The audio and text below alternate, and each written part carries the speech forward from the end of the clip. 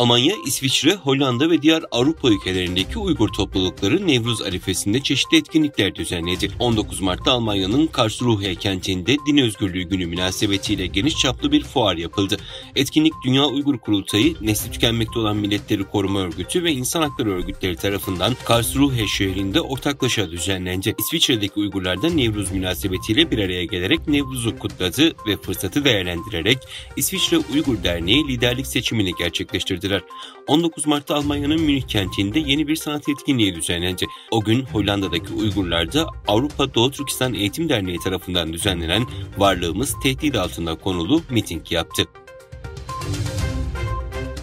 ABD İç Güvenlik Bakanlığı'nın Strateji, Politika ve Planlamadan sorumlu Müsteşar Yardımcısı Robert Silvers, 17 Mart'ta bu yılki en önemli görevlerinden birinin zorla çalıştırmayla ilgili daha fazla şirketi yaptırım listesine almak olduğunu söyledi. Robert Silvers ayrıca bu yıl çalışmaları arasında kendileriyle benzer hassasiyetlere sahip olan Avrupa ülkelerinin yanı sıra Japonya, Avustralya ve Hindistan gibi ülkeleri Çin'e karşı aynı uygulama mekanizmalarını kullanmaya ikna etmek olduğunu da sözlerine ekledi. Bilgilere göre ABD 2021 yıl sonunda uygulamaya başladığı Uygur zorla çalıştırmayı önleme yasası gereğince ABD İç Güvenlik Bakanlığı'nın zorla çalıştırmayla üretilen ürünlerin devri ve satışına karıştığı tespit edilen şirketler için bir ceza listesi oluşturması gerekiyor.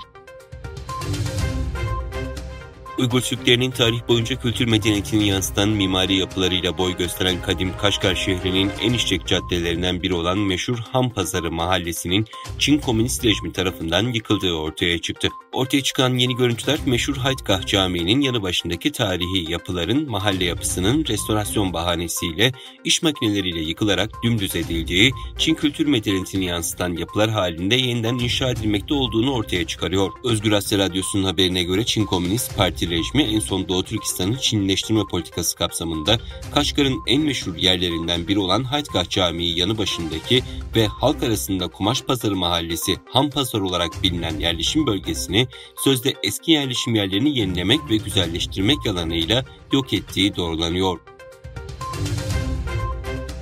Voice of America'ya göre Avrupa Birliği'nin iklim nötr, sürdürülebilir ve üretken mavi ekonomiye geçiş, yeşil enerjiyi teşvik ederek önemli öz kaynak ham maddeleri kullanma politikasını temelden değiştirmeyi düşünüyor. Avrupalı yetkililer önce Çin gibi ülkelerden temel malzemeler ve nihai ürünler ithalatını kısıtlayarak daha sonra da yerli üretimi teşvik etmek için mali teşvikler uygulamayı planlıyor. Avrupa Komisyonu Başkan Yardımcısı Frans Timmermans planla ilgili yaptığı açıklamada Çin'in dünya yeşil ve temiz enerji sektöründe liderliği ele geçirdiğini ve bu sektörün gelecekte dünya ekonomisine yön verebilecek güce sahip olacağını, şu anda AB'nin nadir toprak elementleri ithalatının %98'i ve magnezyumun %93'ünün Çin'den geldiğini hatırlattı.